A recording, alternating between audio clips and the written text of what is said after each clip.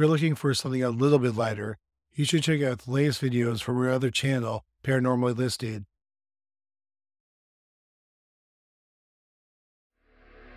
On July 13th, 1978, the Soviets had a story that sounded like the origin of a comic book superhero. Anatoly Vygotsky, a 36-year-old Russian particle physicist, was working on a particle accelerator at the Institute of High Energy Physics in Porvino. During a test of the U-70 synchrotron, which was the world's largest accelerator at the time, it malfunctioned.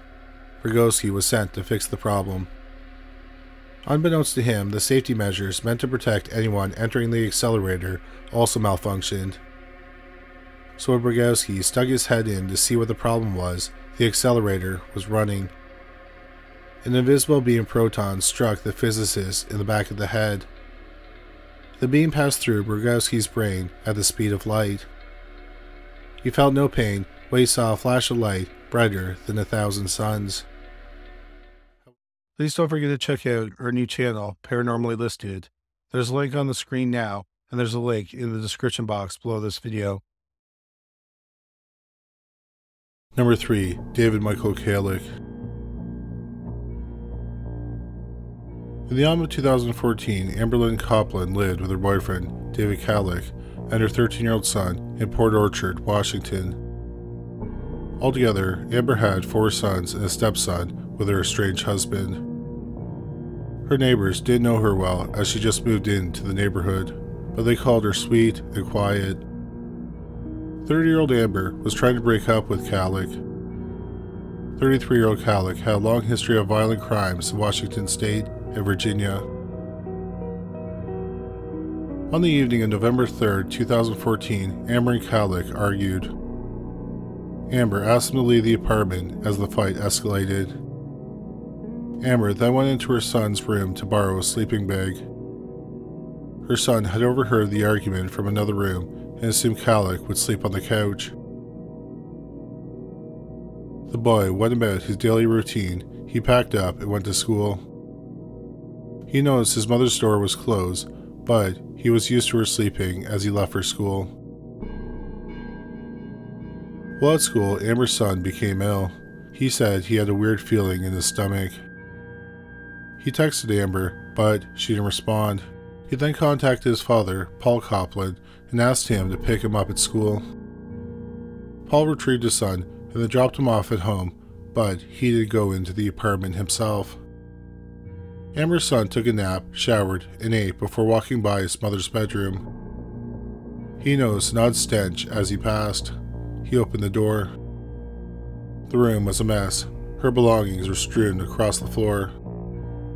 His mother was under a pile of blankets with her face covered with pillows. Thinking his mother had passed out from drinking, he shook her. When she didn't respond, Amber's son urgently called his father, Paul, who returned to the apartment. Paul came with his other son. When Paul checked the room, he found Amber's driver's license on top of her with the word "dead" written in permanent marker. When Paul touched Amber, he discovered she was cold to the touch. He quickly realized she was dead. He hurried the boys out of the apartment and called 911. The police arrived shortly afterward. Amber's face was covered with blood and bruises. When they lifted the sheets, investigators found ligature marks around her neck and a bite mark on her breast. An autopsy later revealed that Amber had died from strangulation and blunt force trauma. Detectives combed the room where Amber's dead body was found and found more writing with permanent black marker. The phrase "she killed me first" was written on a framed photograph of Amber. Bad news was written on the pulled-down blinds. More writing and permanent marker was found on her body. Investigators also found paperwork for a recent abortion. When the police looked in the parking lot, they discovered Amber's 2001 Ford Focus was missing. Perhaps most notable was that her 33-year-old boyfriend, David Kalac, was nowhere to be found. They notified other police departments to be on the lookout for Amber's car. Hours later, around 1:15 a.m., a police officer in Portland, Oregon, saw Kalac driving the gold Ford Focus. The officer hadn't pulled over, but then he peeled off into oncoming traffic. Kalac led the police on a chase, but they eventually let him go, fearing for the public safety. The police found Amber's car abandoned near the Barber Transit Center. Kalac took refuge in a homeless camp on the outskirts of Portland. However, he became desperate as he was out of food, cigarettes, and other supplies. He tried to end his life by swallowing 20 trazodone pills, but the pills only made him sick. Kalac decided he was finished living life on the lam. Around 8:30 p.m. on November 5th, Kalac left the homeless camp and turned himself in to the police. When he approached an officer, he asked to sit down because he wasn't feeling well. The police took him into custody. The police found his belongings at the camp. Kalac had purchased a BB gun, and the police found it resting on a box spring with David's last stand written on it in permanent black marker. They also found a note left by Kalac. It reads, "I killed Amber Copeland. I strangled her with my hands, then a shoelace. I had no other reason than I was drunk and she pissed me off. Running from the cops was so fun." The police looked through his phone and made some horrifying discoveries. They found pictures of Amber's dead body on the phone, timestamped at 1:07 and 1:09 a.m. on November 4th. He had also sent some incriminating text messages. In one text, he told his employer they had done something bad and it would make the news. In another text, he told a friend he fucked up really bad last night and would be in prison or dead by the end of the day. Kalac also posted photos of Amber's dead body to 4chan, an internet bulletin board. He posted the photos with the following text: "Turns out it's way harder to strangle someone to death than it looks on the movies. She fought so damn hard." Kalac also added to the post, "Check the news for Port Orchard, Washington in a few hours. Her son will be home from school soon. He'll find her, then call the cops. I just wanted to share the pics before they find me. I bought a BB gun that looks realistic enough. When they come, I'll pull it, and it will be suicide by cop." 4chan users notified moderators, and they took the post down. However, the photos still circulate on the internet. The police were able to match the pictures to the crime scene. Washington State charged Kalac with first-degree murder, theft of a motor vehicle, and second-degree possession of stolen property. David Kalac went to trial in April 2017. He testified that he had strangled Amber, but he said he didn't kill her. He said that years of alcohol abuse prevented him from distinguishing memories from real life. His defense lawyer argued that he was in throes of alcoholism and wasn't capable of premeditated murder. A member of the jury who anonymously spoke to the press didn't buy Kalac's defense. He pointed out that Kalac had used his hands, then a ligament to strangle Amber. After several weeks of trial, David Kalac was found guilty of murdering Amber Copeland. The presiding judge sentenced him to 82 years of prison. The prosecutor said the usual range for the sentence was 31 to 41 years, but Kalac was punished more for posting the pictures online and leaving the body for her son to find. Amber Copeland's death and the indignities of the photos being posted online took an emotional toll on her children. "Those pictures will forever haunt me," one of Amber's sons wrote in a letter to the presiding judge. Amber's mother also said that another one of her sons still wakes up screaming in the night. She said that Amber's youngest son still watches out the window, hoping his mother will take him to the park. At the time of this recording, 42-year-old David Kalac is serving his sentence at the Stafford Creek Correction Center in Aberdeen, Washington. Number 2. Kenneth Allen Amyx. In late 2015, Kenneth Amyx and Jennifer Straight Spears were lifelong friends, but they had recently started dating. In January 2016, the couple moved into an apartment in Plano, Texas. Friends and family were not aware of the relationship. Around the time, both Amyx and Straight Spears were in mental distress. 43-year-old Straight Spears had recently lost her job and was having financial problems, while 45-year-old Amyx was a fugitive from the police. He was wanted for sexual assault charges for allegedly assaulting his 12-year-old daughter.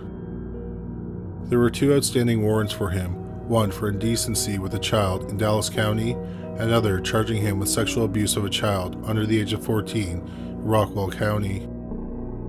For months, the pair supposedly formulated a plan to do something about their problems. They apparently decided to end each other's life in a suicide pact. On the morning of May 29, 2016, the Plano Police Department received an urgent call from Straight Spears' mother saying she and her boyfriend were going to kill each other. The police went to the apartment, but no one answered. A maintenance worker had to let them into the apartment. When they entered the apartment, they found a nude and bloody Kenneth Amyx lying on top of Jennifer Straight Spears. Police initially thought that Amyx was dead, but they heard him making noise. Amyx had a knife in his right hand. When the police rolled him over, they noticed a second knife. They checked on Straight Spears, and they confirmed that the 43-year-old woman was dead. Amyx told the police about the suicide pact. He told them he wasn't dead because she had chickened out and he had to finish her off. Medical personnel took Amyx to a nearby hospital. On the way to the hospital, Amyx told a firefighter, "Oh, I killed her. Oh, I lost her. I'll never get her back. Just kill me." Amyx called his father and said, "This is Ken. I love you. We've cut our throats." He gave him the apartment address and hung up. In the emergency room, Amyx received stitches for a 3-inch cut on his neck. ER doctors treated a superficial wound on his left wrist. The police questioned Amyx. He told them that he and Straight Spears had planned on running away together, but then they settled on dying by suicide. Amyx told the police that they were drinking vodka that day and agreed to stab each other until they died. The two lay on the bedroom floor, cutting each other. Amyx slashed her on the back of the neck. He then brought the knife down on her, and he described it as like cutting a tomato. He then pulled the knife out, and blood splattered in the bedroom. The wound, combined with a reported alcohol level of 0.39, made Straight Spears too weak to cut Amyx. Amyx said he grabbed the hand she held the knife in and stabbed himself. As they lay there wounded, Amyx took photos of them and posted them to Straight Spears' Facebook. One picture was of Straight Spears nude and covered in blood. Another picture was a selfie of Amyx with the caption, "Pray for us." They also sent pictures to Straight Spears' mother. One officer said that the photo was almost too dark and taken without a flash, but the body was still visible. He referred to it as quite disturbing. The privacy settings on Straight Spears' Facebook page posted to her contacts, which meant that only her friends and family saw the pictures. The family asked Facebook to remove the photo. Initially, the social media company claimed that the image didn't violate their terms and conditions. After 36 hours, Facebook finally took the photo down. During his questioning, Amyx mentioned that there were other warrants for him. Amyx was charged with murder. In 2017, a psychologist evaluated Amyx to see if he could stand trial. A psychologist diagnosed him with bipolar disorder that was controlled through medication. The psychologist determined he was fit to stand trial. Kenneth Amyx's non-jury trial in May 2019 took 2 days. He pleaded not guilty by reason of insanity. His lawyer called no witnesses. The presiding judge also played the 2015 audio recordings where Amyx went into graphic detail about the sexual assaults he committed. Amyx admitted to the sexual assaults during the trial. Amyx displayed bizarre behavior at his sentencing in May 2017. He told the court that Straight Spears visits him in his cell every night. He then told the court his Kenneth Amyx on earth, then added, "But I am God." Amyx said he had more to say, but his attorneys stopped their questions to cut him off. The presiding judge took little time to deliberate. On May 10, 2017, he sentenced Kenneth Amyx to life in prison for the murder of Jennifer Straight Spears. During the victim impact statement, Straight Spear's sister, Wendy Bass, said Jennifer didn't deserve to die, and she said she was a beautiful person. Bass also said that Amyx was full of lies, selfishness, and evil. Kenneth Amyx is currently serving a sentence at the Preston E. Smith Unit in Lamesa, Texas. Number 1. Louis Daynes. In 2014, Breck Bednar lived with his parents and siblings in Caterham, Surrey, United Kingdom. His father, Barry Bednar, was an oil futures trader, and his mother, Lorraine Lefebvre, was a teaching assistant for Michigan. Breck had 4 siblings, an older sister, and 2 younger sisters and a brother who were his triplets. His extended family called him a well-mannered, social, and confident boy who was always thoughtful and patient with his younger cousins. Breck attended St. Bede's School in Red Hill, where he was, quote, extremely gifted in computing, electronics, and engineering, unquote. He was also a member of the Air Training Corps. Like many 14-year-olds, Breck looked online to make connections. Breck played online games with a small group of friends. They played war games such as Call of Duty and Battlefield for hours. He looked up to one friend in particular, Louis Daynes, an 18-year-old computer engineer from Grays, Essex. Breck and Daynes also communicated through TeamSpeak, a piece of software that acts like a conference call. Daynes told Breck that he worked for the US government.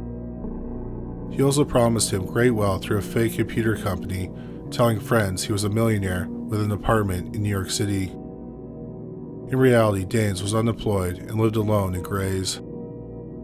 Daynes also had a dark past. 3 years earlier, the then 15-year-old Daynes was accused of raping another boy and possessing child pornography. The police released him, and no further investigation took place. Meanwhile, Breck's mother noticed changes in her son's behavior when he started communicating with Daynes. She felt that Breck was, in her words, being manipulated and controlled. She said his personality was changing and his ideology was changing. He was starting to refuse to attend church with us. Breck's family tried cutting him off from Daynes, but the young men kept their relationship secret. In February 2014, Daynes invited Breck to his house. He told Breck he was ill and wanted to pass his business on to him. Breck told his parents that he was going to a sleepover at another friend's a couple of streets away, which was fine with his parents. On February 17, 2014, Breck took a taxi 30 miles to Grays, Essex to meet Daynes. At his home, Daynes attacked Breck. He bound Breck's wrists and ankles with duct tape and then stabbed him in the back of the neck.